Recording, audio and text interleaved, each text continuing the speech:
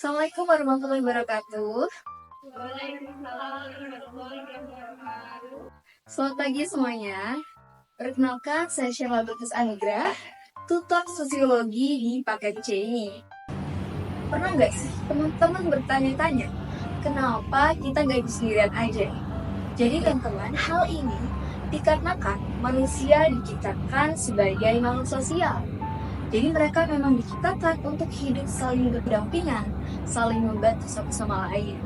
Nah, pada kesempatan kali ini kita akan mempelajari tentang kelompok sosial di masyarakat. Materi ini sangat penting karena nantinya kita akan belajar tentang bagaimana kita bisa berinteraksi dengan orang lain di masyarakat.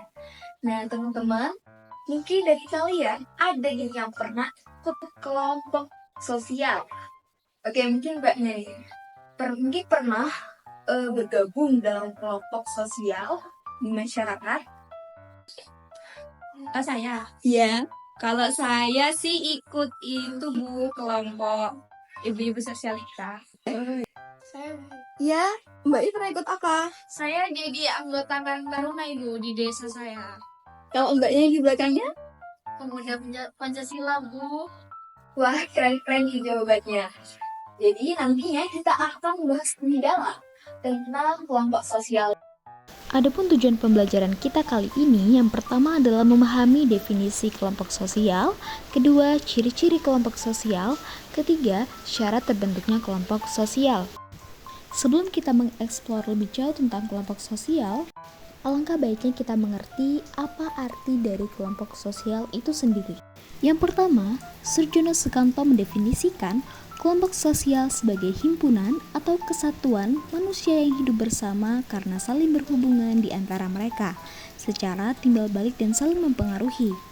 Kedua, ada dari Robert K. Merton menyatakan bahwa kelompok sosial adalah sekelompok orang yang saling berinteraksi sesuai dengan pola-pola yang telah matang. Kemudian yang ketiga ada Paul B. Horton mengatakan bahwasanya kelompok berarti setiap kumpulan manusia secara fisik, misalnya sekelompok orang yang sedang menunggu bus kota, dan lain sebagainya. Yang terakhir ada dari Mark Evert dan Charles H. Page, kelompok sosial merupakan himpunan atau kesatuan manusia yang hidup bersama. Dapat kita simpulkan bahwasanya kelompok sosial adalah himpunan manusia yang berinteraksi secara timbal balik dalam struktur dengan pola yang matang. Selanjutnya, supaya suatu kumpulan manusia bisa disebut kelompok sosial, ada beberapa syarat. Yuk kita bahas satu persatu. Yang pertama, anggota kelompok harus sadar bahwa mereka adalah bagian dari kelompok tersebut.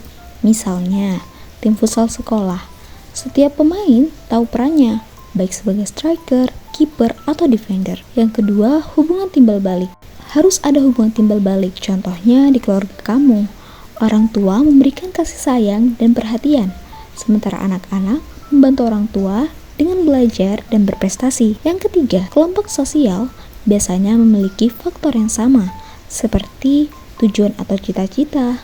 Contoh sederhananya, komunitas pecinta lingkungan yang bekerja bersama untuk menjaga kebersihan kota. Yang keempat, berstruktur dan memiliki pola perilaku. Keempat, ada struktur yang jelas. Misalnya, di OSIS ada ketua, ada wakil ketua, sekretaris, dan bendahara. Setiap orangnya tentu punya tugas dan tanggung jawabnya masing-masing. Yang kelima, bersistem dan berproses. Terakhir, kelompok sosial harus bersistem dan berproses menuju tujuan bersama. Contohnya, kelompok belajar yang punya jadwal rutin untuk membahas materi ujian dan membantu anggota yang kesulitan. Oke, next, ada faktor pembentukan kelompok sosial. Yang pertama, ada faktor darah. Contohnya aja, hubungan keluarga terikat oleh darah.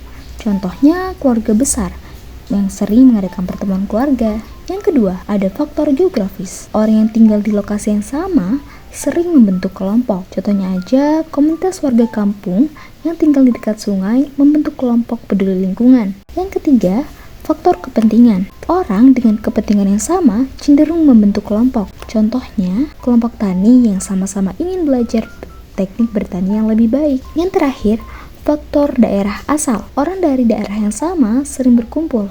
Contohnya aja ada komunitas perantau asal Madura di daerah perkotaan. Dan yang terakhir, ada tantangan kecil buat kalian untuk dikerjakan di rumah. Jadi tolong tuliskan 2 contoh kelompok sosial yang terdapat di lingkungan sekitar kalian. Dan sebutkan kenapa dia bisa disebut kelompok sosial. Ada yang ingin ditanyakan dari tugas yang saya berikan? Belum ada sih, Bu. Baik, dapat kita simpulkan bahwa kelompok sosial itu adalah kumpulan orang yang saling berinteraksi. Nah, ada pun syaratnya tadi yang sudah kita pelajari.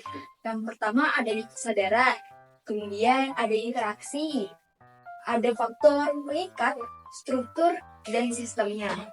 Kemudian yang terakhir teman-teman, kelompok sosial adalah bukti bahwa manusia tidak pernah berjalan sendiri. Bersama, kita lebih kuat, lebih bijak, dan mampu menciptakan perubahan yang berarti.